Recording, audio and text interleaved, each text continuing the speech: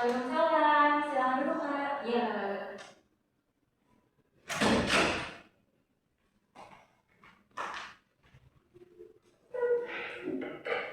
Gimana Kak tadi jalan ke sininya lancar? ya lumayan gerimis ya karena cuaca mendung di Serang. Lancar-lancar aja. Cuacanya lagi emang gak baik ya Kak, lagi Iya. gerimis. Tapi alhamdulillah lancar ya Kak. Alhamdulillah lancar. Alhamdulillah. Apa benar dengan kasih rupiah? Iya, betul banget. Oh, dengan kasih rupiah. Sebelumnya ya Kak, mohon maaf ditanya, kakaknya kesini karena keterpaksaan atau kemauan sendiri Kak? Sebenarnya karena kemauan sendiri, karena memang ada program yang saya butuhkan sekali.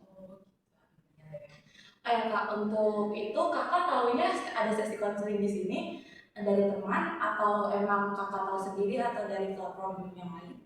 Saya tahu dari teman sih, informasi dari teman. Terima kasih ya Kak. Iya.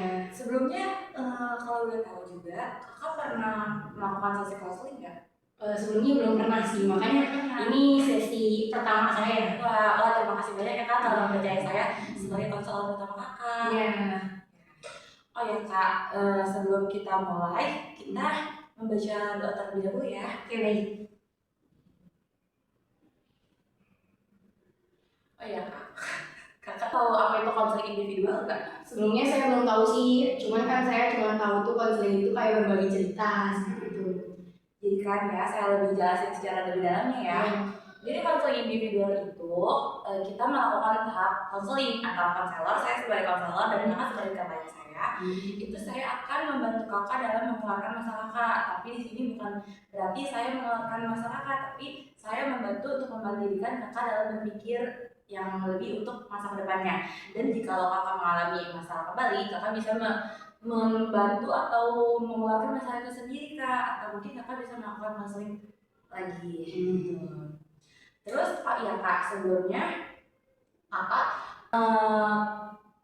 jangan takut kalau misalnya rahasia kakak terbongkar atau apa, karena kami sebagai konselor memiliki asas kerahasiaan yang insya Allah 100% cerita kakak akan aman di kita. Baik kak, sekarang sudah paham apa itu konseling individual? Sudah paham. Kakak Sylvia, perkenalkan dulu ya, nama saya Erin Adila. Atau kakak bisa lebih menyebut saya dengan santainya Erin saja.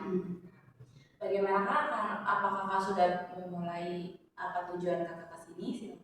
Oh sudah. Sebenarnya saya cerita abstrak juga nggak apa-apa ya. Sebenarnya saya tidak bisa mendeskripsikan dengan sangat jelas dan terperinci seperti itu. Saya ingin sharing aja ya kayak pandangan kakak dan bagaimana penilaian kakak terhadap cerita ini. Sebenarnya saya itu pernah dari lulus sekolah, sebenarnya saya itu pesantren. Lalu 1 tahun itu saya disuruh mengabdikan diri ke pesantren tersebut, kan. Nah, saya terima lah. Nah, tetapi di lain sisi keluarga saya itu sudah menyuruh saya itu untuk berkuliah. Namun karena keinginan guru yang untuk ngabdi, jadi saya mengabdikan diri ke pondok itu. Nah, itu bertepatan pada tahun 2024. Ya pokoknya setelah saya lulus. Nah, saya mengambilnya 1 tahun itu. Tapi sebelum mengabdi itu saya sudah sempat beberapa kali daftar kuliah. Tapi mungkin karena order Allah saya tidak terima dan diharuskan mengabdi. Selama mengabdi 1 tahun itu, di awal tahun saya sudah mencoba untuk tes kembali masuk perguruan tinggi, ternyata tidak diterima. Lalu ada tes ujian untuk seperti lembaga UIN yang Islam itu, ternyata memang pada rezeki saya juga tidak terima. Nah, mencobalah saya dengan cara lain, mengikutilah tes mandiri dengan pembayaran yang cukup mahal juga. Berarti minat kakak dalam kuliah saat itu 100% ingin lanjut kuliah ya kak? Iya, saya ingin sangat melanjutkan kuliah karena memang cita-cita orang tua saya bisa bergelar sarjana. Dilanjutlah tahu tes umum itu, ternyata saya ketolak juga sudah beberapa kali. Di situ saya sudah terpukul, saya menyesali mungkin kenapa saya tidak sepintar atau sehebat orang-orang yang sudah berkuliah pada tahun itu, karena saya merasa tertinggal oleh teman-teman saya yang sudah berkuliah. Lanjutlah, ternyata di UIN SMH Banten dibuka ujian mandiri sesi 2. Di situ semangat saya kembali, tapi hanya setengah.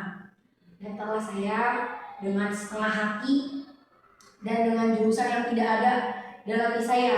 Nah, mungkin karena dengan setengah hati saya memilih prodi atau jurusan itu pun tidak terlalu teliti. Memilihlah saya itu jurusan pertamanya hukum ekonomi syariah dan ke bawahnya ada teslah saya. Ternyata tes telah selesai ujian mandiri itu, saya baru menyadari bahwasanya saya salah jurusan. Yang saya kira adalah ekonomi syariah, ternyata yang saya pilih hukum ekonomi syariah. Iya, ternyata ada himbuan di depan hukum gitu. Jadi saya termasuk dalam fakultas syariah dalam fakultas ekonomi dan bisnis. Di situ kembalilah semangat saya atas kata-katanya, saya down sekali.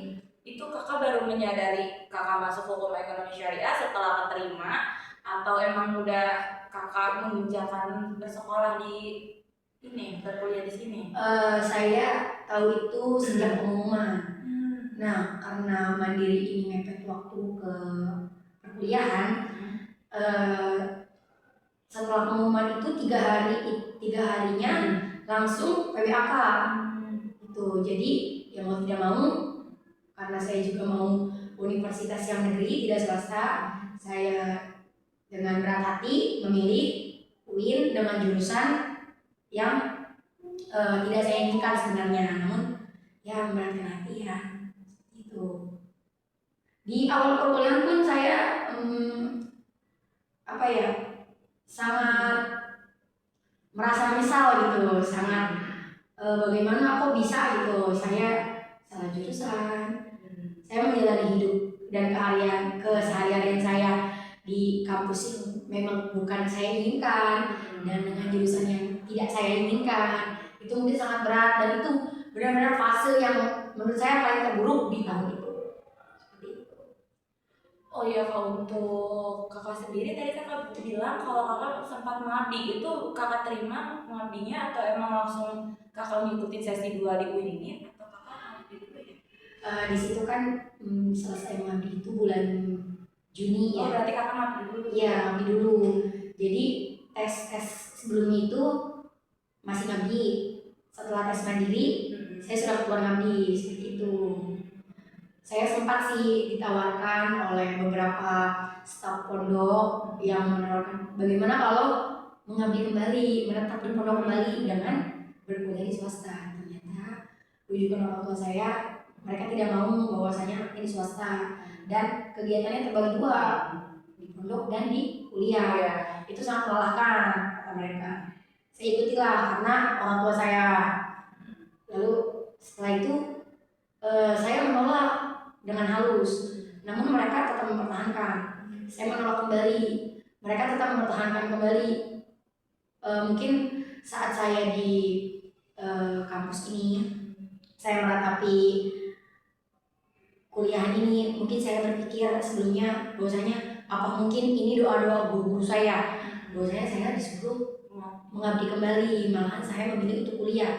Namun di sisi lain ada impian orang tua dari kecil yang ingin saya wujudkan gitu, melihat anaknya bersarjana. Oh ya kak, tadi kan kata Sylvia kan melakukan, tadinya tidak ada niatan mengabdi sama sekali ya sebelumnya. Terus selama mengabdi itu Sylvia laksanakan dengan sepenuh hati, atau emang ada keterpaksaan, atau kayak dalam hatinya masih menggerutu ingin lanjut kuliah? Sebenarnya di dalam proses ngabdi itu kan hanya beberapa kali tes, terus juga dikarenakan masa pendewasaan sebelum keluar ke dunia yang terlalu luas, saya melaksanakan dengan sepenuh hati. Sebelumnya memang ragu untuk bahwasanya apakah saya bisa bertahan di lingkungan yang orang-orang tuh memandangnya wah, padahal kan saya tidak sepintar dan mungkin tidak sebaik itu. Akhirnya saya melaksanakan dengan sepenuh hati. Di tahap pertama kuliah kan tadi kakak bilang kayak mungkin agak sulit karena kakak merasa salah jurusan karena tadinya kakak pengen ekonomi syariah dan kakak malah masuknya hukum ekonomi syariah. Apakah kakak merasa tidak sesuai dengan materi atau kayak merasa kesulitan dalam menggapai materi atau dalam bergaulnya juga merasa kesulitan? Mungkin emang fase pertama berkuliah itu cukup sulit sekali bagi saya karena beradaptasi dengan lingkungan yang baru saya kenal, dengan pelajaran yang baru saya kenal, yang baru saya ketahui. Tapi di balik itu saya berusaha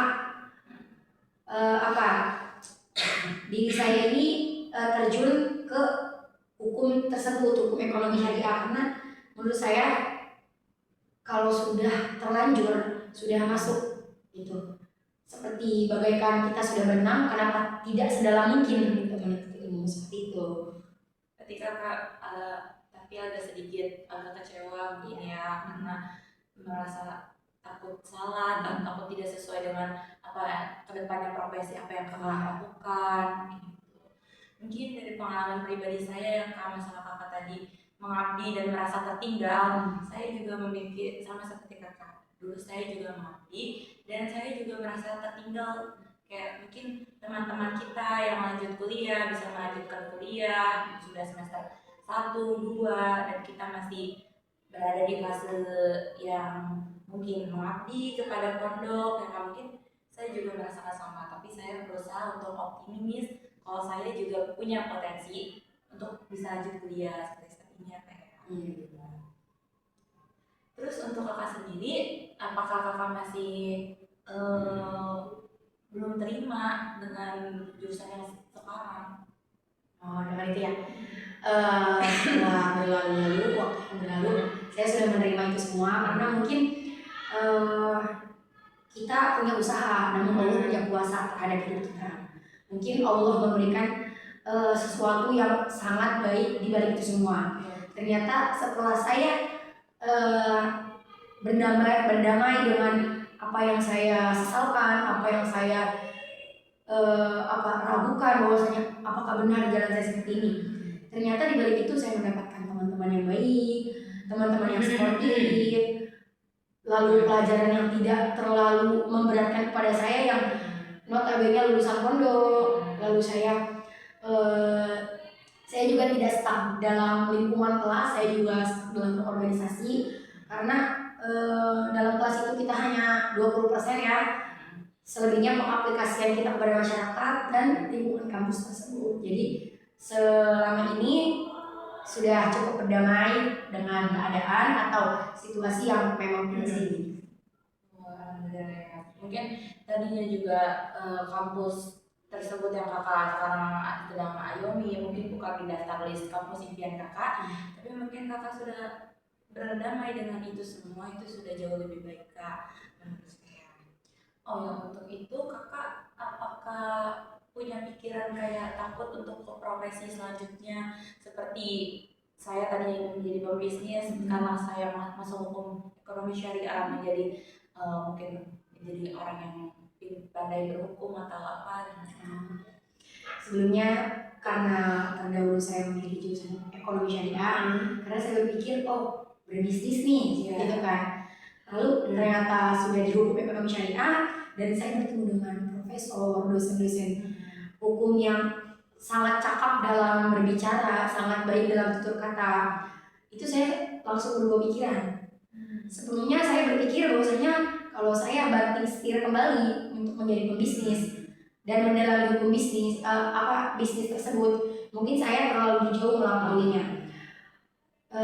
Mungkin Allah tidak seperti itu ya. Jadi saya memilih ternyata setelah saya melihat dosen yang menjadi advokat, menjadi hakim atau menjadi pengacara, mereka menjadi model yang saya lihat gitu, sesuatu yang saya tekuni bahwasanya mereka bisa, padahal mereka juga pernah di fase tersulit gitu. Jadi sebelumnya yang tadinya saya menjadi pebisnis, saya ingin menuju ke profesi-profesi seperti hakim, advokat ataupun pengacara. Berarti kakak udah kayak banting setir dalam tadinya kakak mau jadi pembisnis yang mungkin jadi lebih hukum pengacara, wah itu sangat bagus sih kak. Mungkin kakak juga karena qadarullah mungkin Allah sudah menetapkan kakak di yang tadinya itu jalan kakak yang menjadi pembisnis. Siapa tahu kakak kedepannya bisa menjadi seorang pengacara hebat yang bisa menjadi tolak pacu ukur orang-orang pembisnis ya kak ya. Gimana kak, apakah sudah puas dengan ininya tadi? Sponsornya? Alhamdulillah sudah puas. Alhamdulillah. Baik kak, untuk menutup sesi konselingnya, kita membaca doa terlebih dahulu ya kak.